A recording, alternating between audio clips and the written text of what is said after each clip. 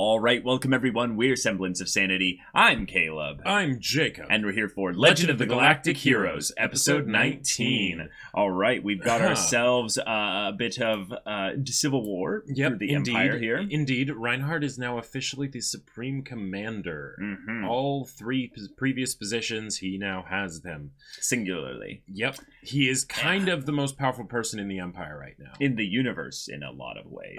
Yes, as far as single people, yeah. Yeah, as far as individuals go, only potentially Fejan, through Adrian Rubinsky, has comparable power. But certainly as far as military power goes, he is the top dog. Right, so now he is going to have to deal with the fact that, while he might have the most prowess in terms of actual ships, though, he is actually outgunned slightly by those of the rebels. The rebels. Yes, exactly. Exactly. Let's call them what they are. Exactly. Yep. And they do have Mercats, which complicates things, even though it's an alliance of coercion.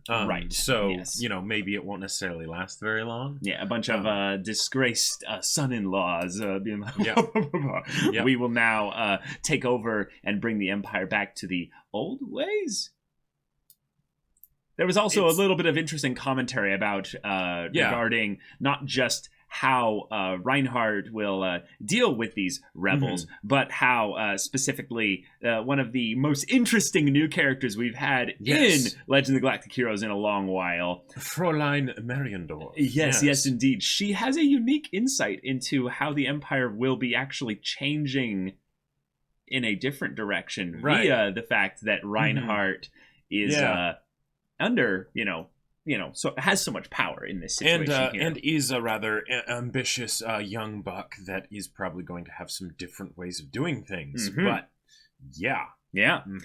Meanwhile, on the Alliance side of things, Reinhardt did send in basically a dubious agent of sorts. I'm not sure about his success rate through this whole thing there, but it might not be about whether or not he's actually successful, but just about keeping the Alliance busy with some potential subterfuge problems while he's in the middle of a civil war.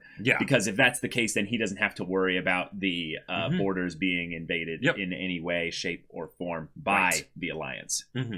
Which in some ways leads to a quite calm and peaceful time, at least between the two warring factions. Even if within their own borders, they might be, going to war and for a bit of a storm, and all that sort of stuff. The narrator kind of prepping us for those types of things. Yes. We still have yet to see what Bukak and Yang discussed before Yang went back to the Iserlon Fortress. And because they didn't mention what it was, that means it's probably going to work without too much complication. But stuff's going down. We might be focused continuing on the invasion of the place where Braunschweig and the rest of his cronies fled to, or we're going to focus to the Alliance and see how things develop there. So, y'all, without further ado, let's get into this. All right, everyone, now be sure to go check out the reaction portion of the video in the description below, and then come back here for the discussion.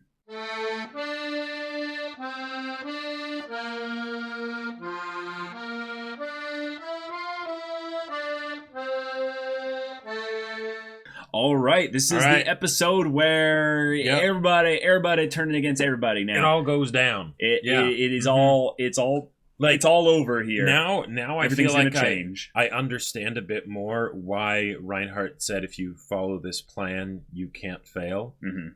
Because apparently Green Hill is a part of it. Yeah, in a lot of ways, what was kind of, I would say, built up in a clever little bit of foreshadowing, and I kind of want these people to come back specifically. Do you remember the Empire, the citizens of the Empire that became an Alliance Special Operatives Squad back in the movies? Schonkopf's Rosenritter. Exactly. The Rosenritter. Yeah. So Schonkopf now here is basically the one being like, hey, what they're doing isn't actually as bad. We can use it. Right. And it's like, holy crap, Schonkopf. I it's effective from a military standpoint. Yeah. It's very effective. Like, but from what they're getting at here, this is the big problem. No one really wins here. No one really wins. Yeah, tons of people are going to die. Now, it would be awesome if Yang pulls off the most like brilliant miracle sequence of surrender, forced surrender, forced surrender, forced surrender, goes to Heinesen, doesn't lose a single person. There's no way that's going to happen. There is no way, and that's the thing. Yeah, that's the reason why what Shunkop's saying is very important because part of it is unavoidable. Because part of it is unavoidable. Because Yang doesn't control everything. Exactly. And in some ways that's good. Right. And the fact that Yang wouldn't do that is kind of the reason why he's the one person where it might be okay to do that because he would actually give up the power after he got it. Right. But the idea that the Alliance wasn't necessarily being infiltrated entirely just by Empire, like people or what have you who are like looking to do this thing here or what have you.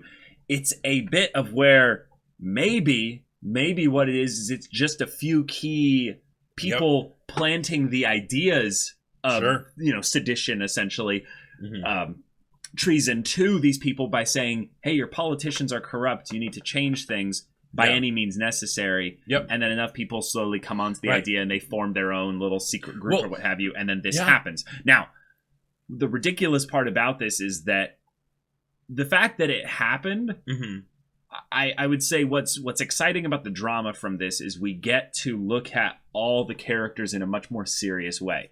Characters that are not a part of Yang's squad, his bro squad, and and then Frederica, basically. Right.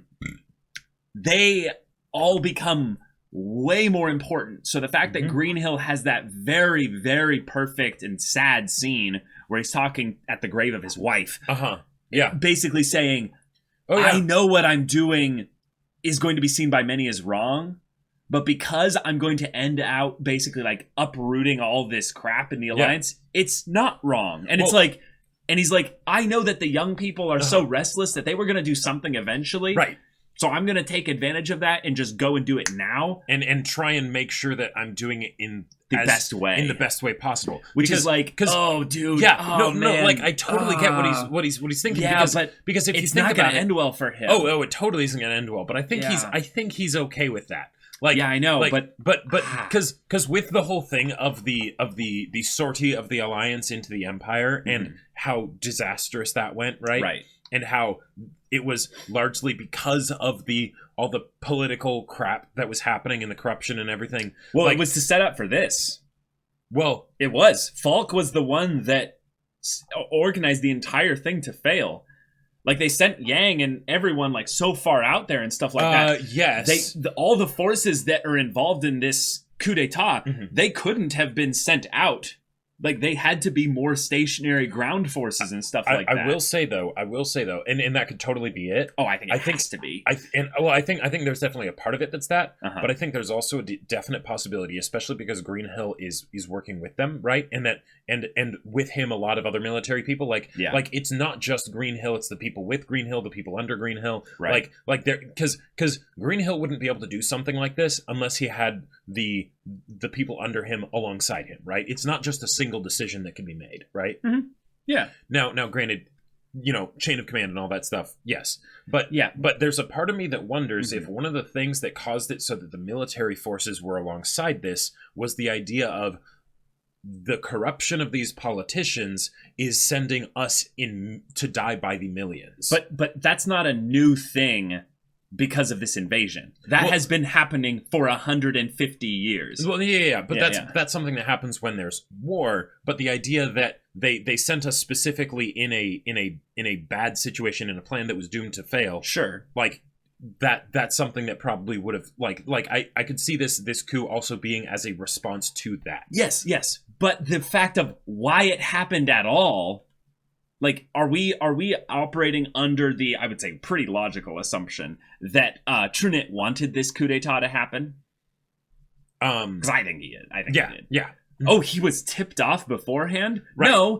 No, he just knew it was going to happen, and he's like, once the dust settles, I'll come in with Yang at the end of this whole thing and be like, yes, I am here to save you all. Yep. Let us bring back democracy. And Yang will, like, they set this whole thing up perfectly, but if Yang basically doesn't do what Shunkoff is wanting him to do, Trunit will. Yeah. And the thing is that's not good. And even if, and because of all of this, the precedent has been set, even if this new organization is outed, right? Where now, well, okay, we don't necessarily know who is with us or against us, so we need to still, so we still end up doing some of the sort of things that these people were going to do, because that's how we have to make sure that we survive, right? No, not necessarily to the same level. But... Well, yeah, but I still think what's going to be the main point of what makes Yang so impactful in this story here is how much he doesn't do things like them. Yeah, no. He won't, but if Trunit is the one that ends up being in power, then that's going to be a thing. And that's right. But that's what literally Shunkoff said. So that's exactly guaranteed. Yeah. So within the context of this whole coup d'état happening, though, this was something that was planned before the invasion. This was something that was going to happen before that. Yes, they took the opportunity based on the political, social, and I would say military unrest based on the results of the invasion. But I would say that the fact that there's two things that I feel like are very pointed to bring out here is that they all relate to Trunit. Is that Trunit put Falk there. Yeah. So Falk's decisions are all according to what Trunit wants, basically. Right. Falk ruins, in a lot of ways, a lot of the potential for this invasion by making it be this, yes, shock and awe. No actual plan. No actual plan. Yeah. Falk is a whole part of this thing, and he's an idiot. So he goes and tries to shoot Kubersley. Broad daylight, no real plan or anything like that. Absolutely insane guy. Trunit's aligned with someone like that. I'm just saying that's right. Trunit's dirty, because there is absolutely no way that Falk could have actually been in that position and stayed in that position even before the invasion happened. Yeah. With the kind of stuff that he was bringing to the table. Yeah, exactly. So what I can logically, I would say, bring to deduce from this is that Trunit not only knew about the coup d'état, but he preemptively removed himself from the situation of the coup d'état. Yep. Thus meaning that if he knew all about this, that he knew about it long before, like we did. So the invasion has to be something that was not only an impetus for this, but it was literally a setup for where it would be easier for the coup d'état to happen so that he can seize power when it's all over. And that's why it was important for him to oppose the invasion. Yep, exactly. That was the other thing I was going to bring up. Is because then when he actually cleans up the pieces, both sides would even want him, basically. Exactly. Yeah. Yeah. All persons involved.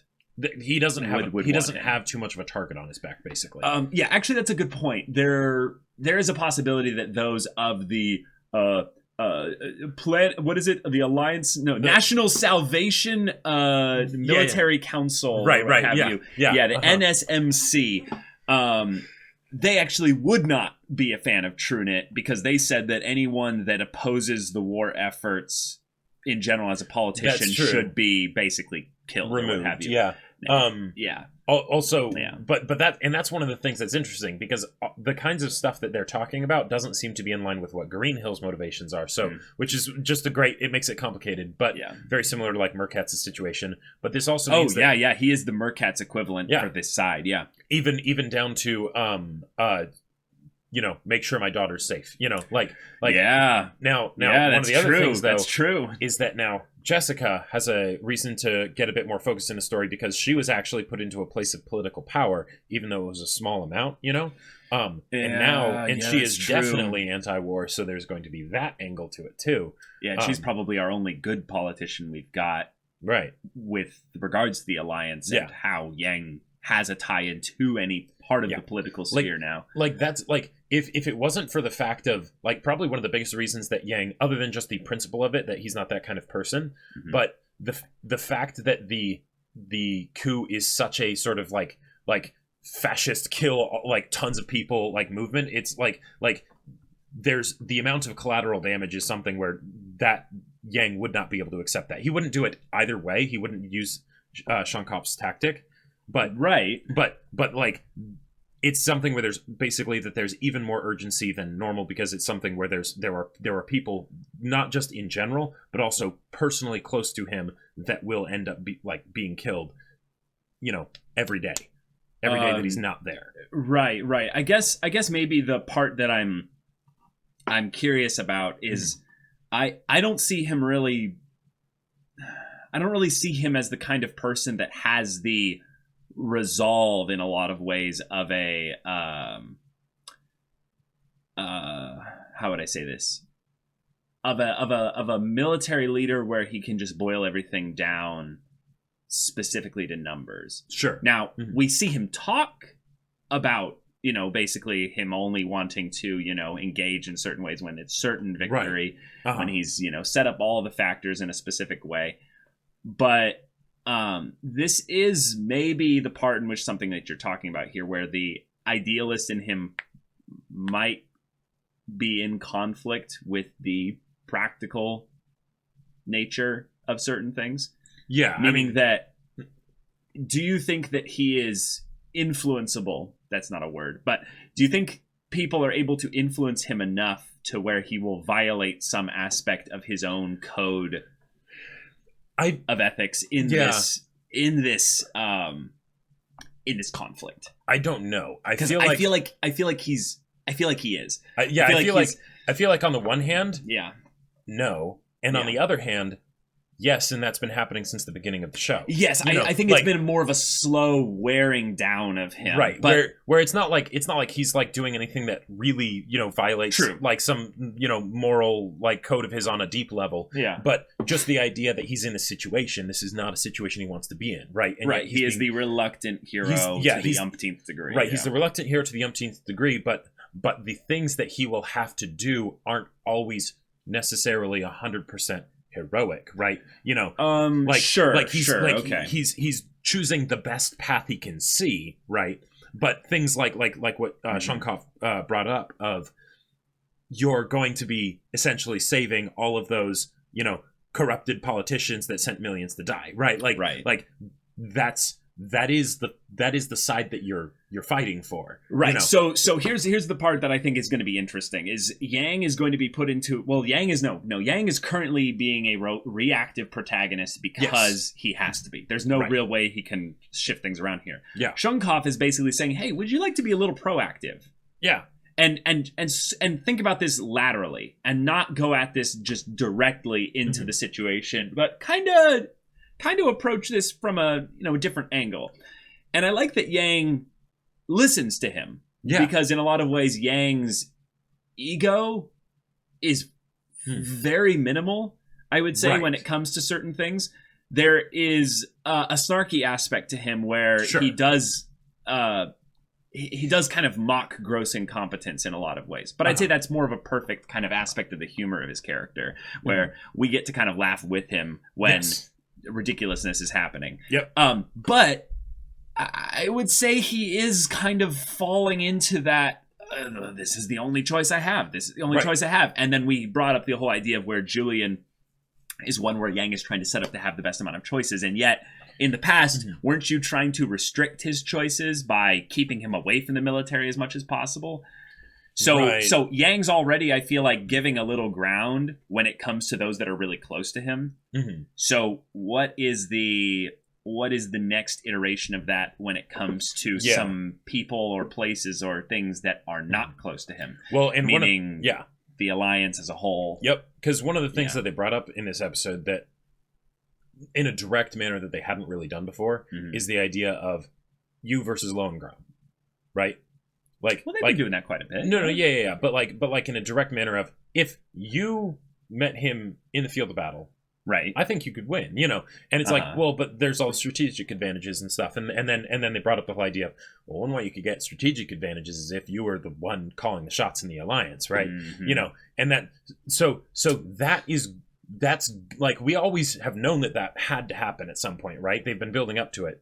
But now it's what part? The idea of that eventually Yang will one way or another be forced into kind of a dictator role, whereas at the very least, from as far as military goes, that he is the supreme commander equivalent in the Alliance. No. When did we know that? What was the foreshadowing that built up that? When, like, all the times that people were like, eventually you'll have to be at the, highest position of command. And things like that. Okay. Well, no, I think what we knew is that there was going to be a moment where he would be the biggest military presence, like the supreme commander, but not a dictator. No, you said a dictator. Well, I said both, but yeah. But dictator is a new thing. Like that feels like that's specifically with this, right? Because of a thing of him maybe having to keep Trunit in check or something. Well, yeah, and then if there comes a point where Trunit is removed, whether it's by Yang or not, right? Okay. But then at that point, he is kind of the whether it was because he took that position or not, whether he acts like a dictator or not, if there comes a point where basically he is the number one person in charge, then that's kind of the situation that he's in, right? So I think it's just the question then, do you think he would be in that situation for more than 24 hours? Like, I almost wonder, like, wait, like, are you seeing it as a thing of where he goes, like, I don't want to be in this situation, but I must be, so I will.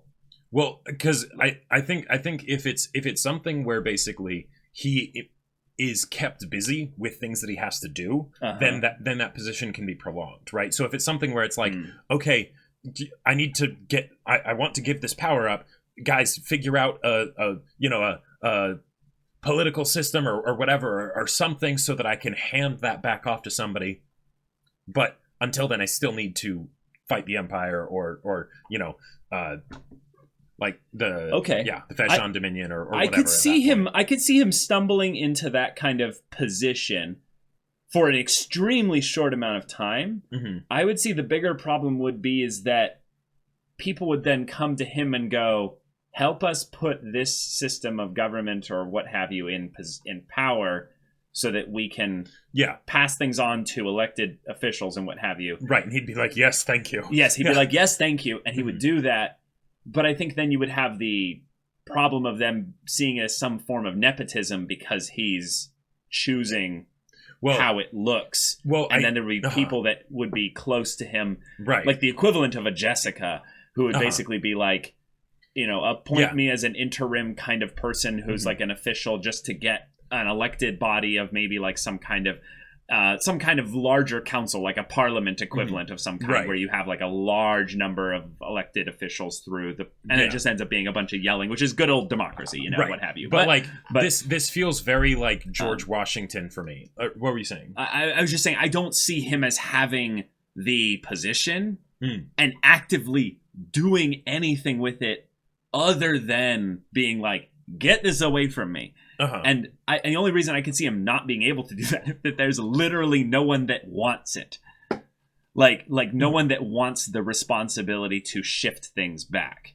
And at that point, I feel like we're so far gone for the Alliance in general that, like, I just can't see how that connects to now. Well, like, there's too many people involved could just willingly accept it and be like, So the reason why I could see that happening pretty easily and quickly, okay, is because Trunit's going to do this. Is all a part of Trunit's plan to basically get him to be in the number one position of power. So it's probably going to work. Right. So it's probably going to work, and then at some point Trunit's going to be removed. Yeah. But that like I feel like in some ways Trunit won't go immediately to dictator. Oh, like not like he'll fancy it up so that people don't necessarily think of it in the same way. Like right. I would say he would have to color it a little bit and then slowly do the I am the president, if you will. I am the one that has some body of people underneath me keeping me in check or what have you. But they're all puppets or something, and then slowly but surely they start to enact policies or what have you that remove all the freedoms of the Alliance, and then it becomes more or less what this was already setting up. when they basically defeat this coup movement, that will be the opportunity to do that. Okay, gotcha. So you just see it happening really quickly. Yeah, and it'll be something where it's like, true, it's not as bad as what that would have been, and it's sort of like, these are just sort of necessary things that we have to do, right? But then it's like, oh wait, no, yeah, he's the one person standing on the top of the mountain, like. Right, like he is king of the hill right now. Yeah. I guess that is something I very much that falls in line with what I'm seeing happening. I just don't see that happening in a way that goes about as quickly as you're thinking. I guess. I don't know. Specifically with the way the Yang squad is basically prepped up to do things here. They're discussing overall strategy to deal with the 5 planets here. They're ultimately going to Heinessen. Right. Greenhill is sending Lagrange, with the 11th Fleet. His admiral, basically, with the 11th Fleet to go deal with Yang. I'm curious to see if there's actually much difficulty that they're going to put up against Yang there. I would assume the fleet is one of capable size to actually stop Yang. Yeah, that is one of the things that I thought was kind of interesting, yeah. But the idea that Yang is specifically trying to prep this so that they can be caught en route with movements here, I feel like either he has maybe a little bit of a gross overestimation of how much of the Alliance fleet he currently has control over through his fleet, or if he's not actually going to be specifically able to enact that plan because he's going to be intercepted by the 11th Fleet. It feels like all of his plans just immediately just got thrown to the side because he's going to be engaging fleet on fleet, massive lines of ships, massive losses on both sides, unless he out-tactics them. Like, his strategy isn't going to be able to work here. He's going to have to do the out-tactics stuff. One of the things that I was kind of curious about is that Greenhill knows just how good Yang is, right? So the fact that he sent someone with a fleet, it's like, okay, cool, yeah. He trusts them. You do need to deal with the fleet, with Yang, and he trusts them and all that stuff. But does he really expect him to win? Or is it something where, because, like, one fleet versus another fleet seems like a fairly basic matchup. And maybe it's something where, because of the horrible losses that they had in Imperial territory, there's only so many people that they can actually send to do this kind of thing. And maybe it's even a delay so that the forces from the 4 different planets can, come back to Heinessen, and then they can shore up their forces, right? Yeah, I would say, if anything, there's 2 angles that are very easy to predict with this. Is that one, Greenhill expects this all to lose anyway. Sure. Now, regardless of whether or not he is certain of that, he expects there's to be a percentage chance of what have you that it all loses. Right. He then goes and puts himself into situations where he doesn't care whether or not he wins or loses, because the end result is one where this whole thing resolves itself and gets the desired result out of it no matter what. So he could be sending this fleet just to slow Yang down and just roll the dice on whether or not they can actually beat Yang. And he's like, no, I have no certainty of whether or not they'll actually be able to stop him. But it's enough to where we can then do everything we need to do here. Right. And then that's fine. If he's actually, like, Lagrange is actually a great tactician, then he's like, oh, I'm sending in my best person. Yeah, I'm sending in the biggest fleet. Right. That's probably what it is. That's probably what it is. Because otherwise, why would he send him? Right. So in that case, maybe it is a thing of where it doesn't matter whether he wins or loses, because of what we know about his motivation based on the end of the episode. Sure. Bit. Yeah. Adrian Rubinsky had a little bit of a scene here where he was bringing up kind of, okay, this worked out really well. Yang still is going to be a little bit of a tricky bit in terms of how he maneuvers here. Now, I kind of have some questions regarding the bit where Trunet was one of discussion within that conversation with Rubinsky and his assistant. Do you think that on some level they have, like, some communication with Trunet, or is this kind of proof that nope, we have no affiliation or connection with Trunet in a direct way because we don't know where he is?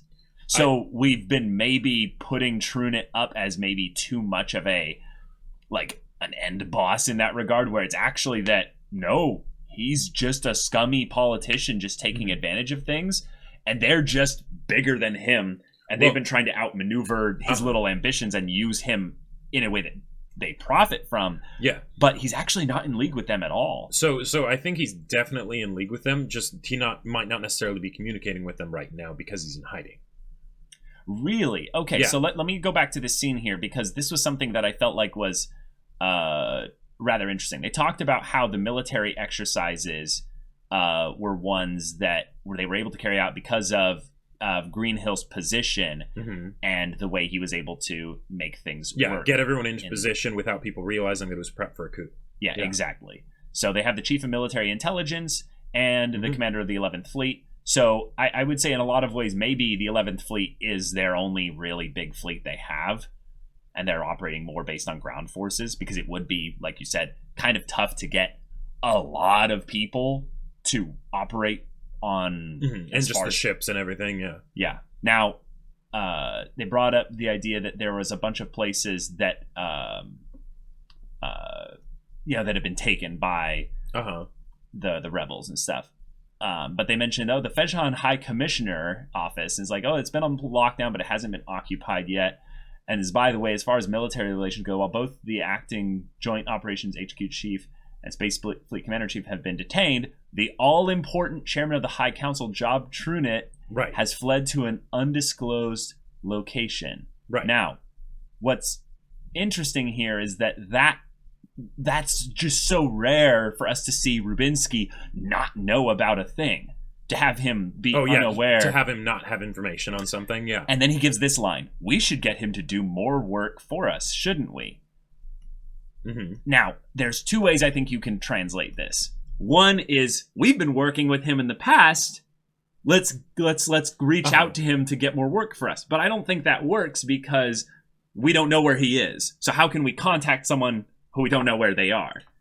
So there's the other way to look at it, which is, we should continue to use him in the way we have before, by kind of like shadowing his movements and letting him kind of be the person with the machete cutting their way through the jungle, and we're just kind of walking along the path that they end up creating for us, making it easy. But how do you see this scene here? Well, I don't see any interactions that they would have as being like shaking hands in the same room kind of a thing, right? Okay, sure. It'd just be through their proxies and emissaries, where it'd be like, okay, you're doing a thing, I get information from you, I sometimes give information to you, but in that situation, they're knowingly working together, meaning that they both know that they're working with each other. Like, it is through proxies. Right. Oh, okay, gotcha. And not in this specific situation. They aren't currently, not currently in the immediate sense working together. Right.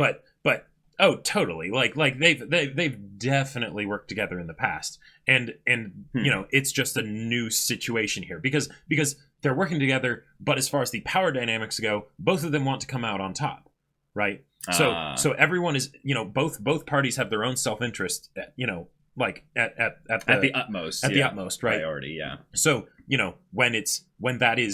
when push comes to shove, which is kind of the situation that it's in here, right? They're totally doing their own thing.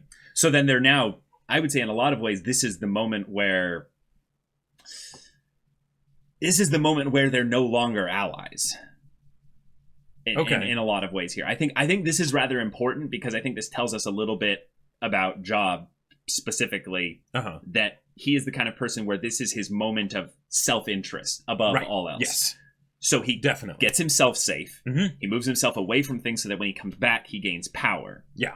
And ultimate power in the Alliance, or what have you, via being a dictator or some kind of, High Chancellor and like special emergency powers and all that stuff.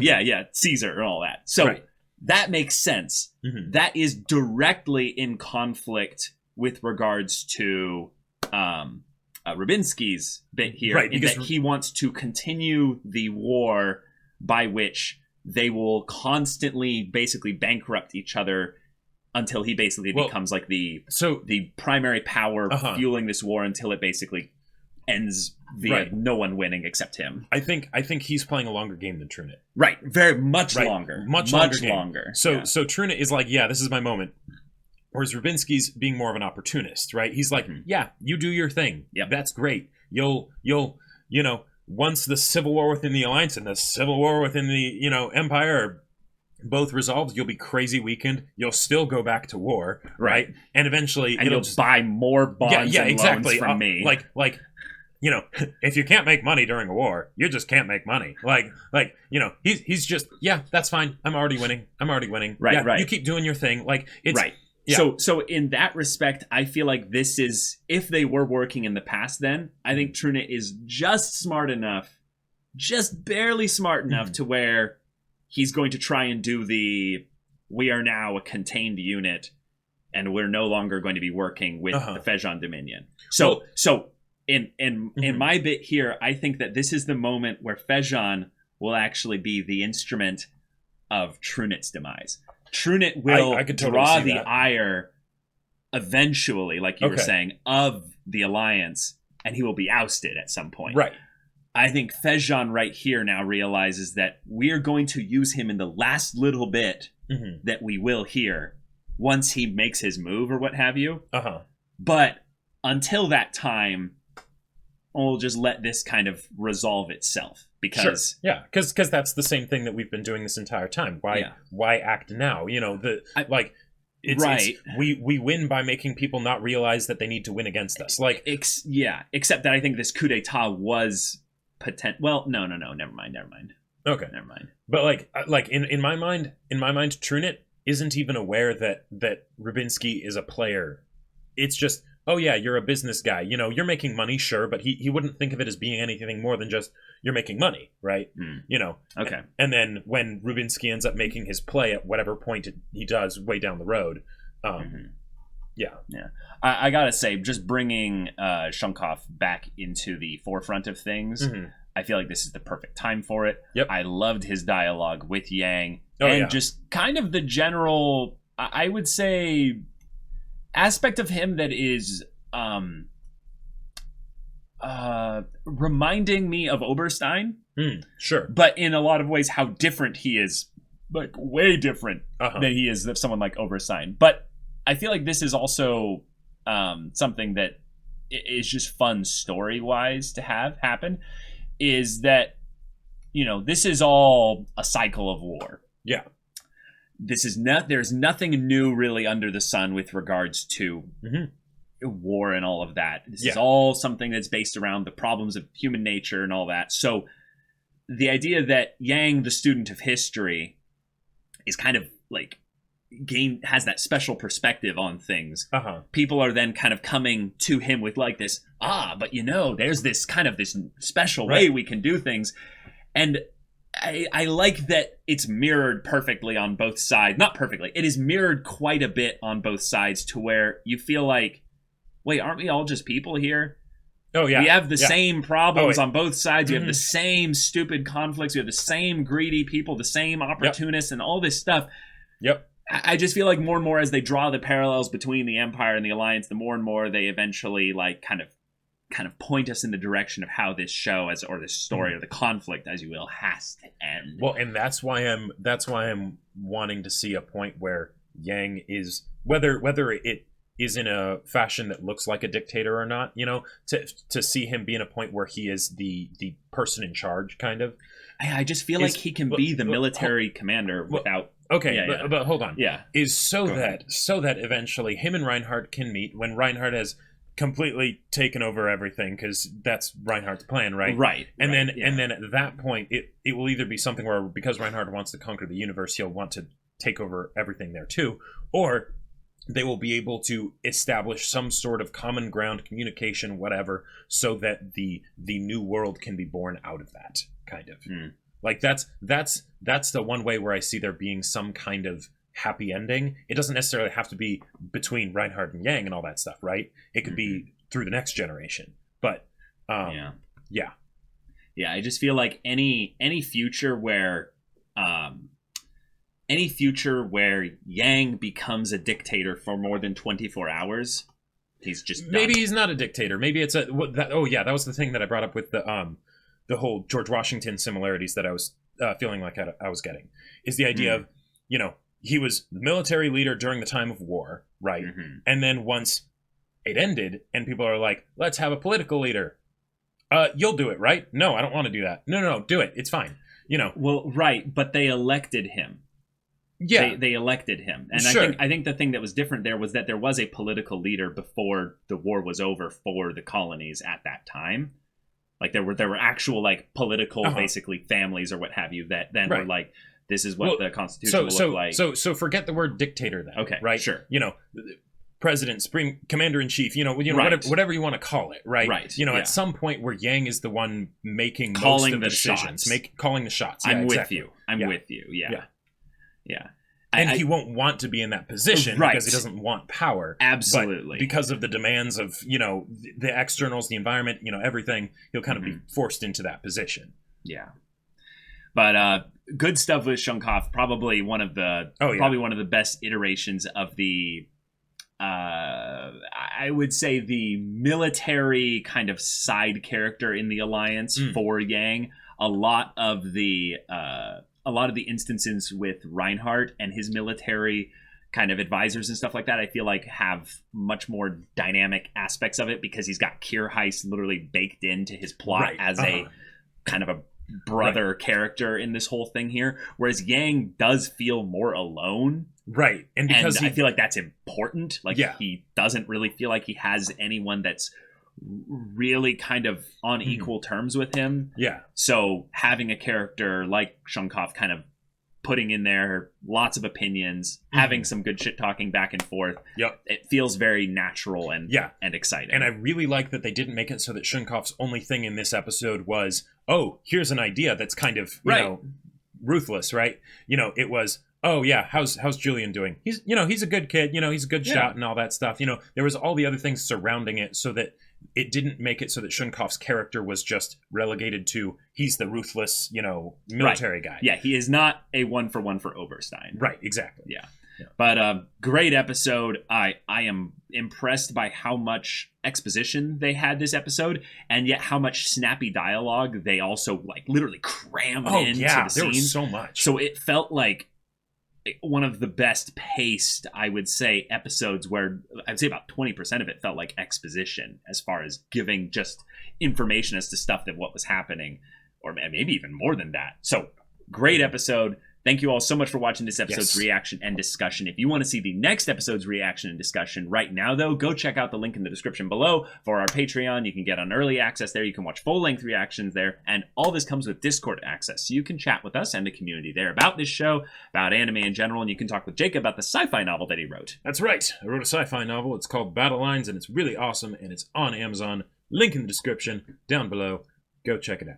Yeah, so if any of that interests you, we'll see you there. But until then, we're Semblance of Sanity. I'm Caleb. I'm Jacob. And we'll see you all next time.